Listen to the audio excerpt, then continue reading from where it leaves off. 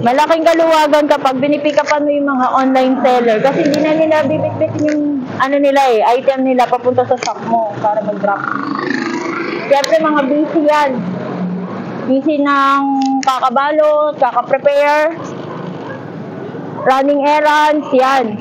Iintindihin yung mga orders. Yun. On our part, since malapit lang naman to sa shop namin, at may motor naman ako, why not? Kaya lang, yun nga, ang kalaban mo talaga pag nagmotor ka, is sobrang init.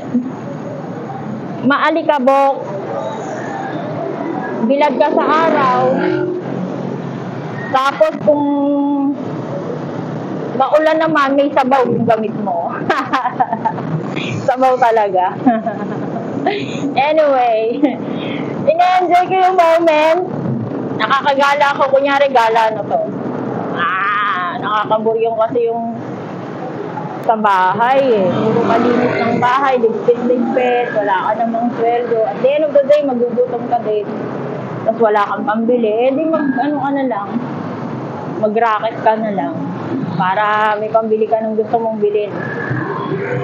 Ay nako, marami kang pwedeng pagkakitaan. Huwag ka lang talagang tamad.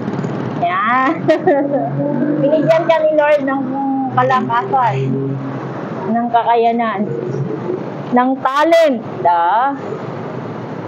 Dapat gamitin mo yan sa mabuti. Para ikaw ay umunlad. Guys, traffic na. Ito yung sinasabi ko sa inyo pagka ganitong oras. Traffic. Dagdag ka sa populasyon ng motorista. Ayun na nga. Why am I doing this? Dito na tayo sa shop, guys. Bababa ko muna to. Then pick up tayo ulit. Ganyan. Araw-araw ganyan tayo. Hanggat may lakas ka pa. Hanggat kaya mo pa. Ayaw. Ito yung sabi.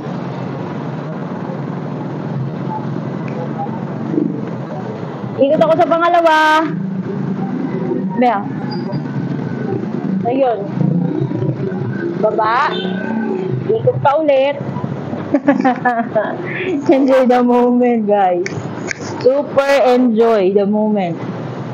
Ayaw niyang magpadaan. Ganun lang yun.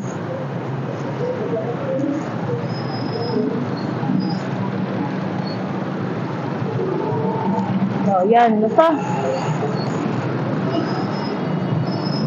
ingat lang lagi sa biyahe. Kailangan mabilis ang tingin sa ride.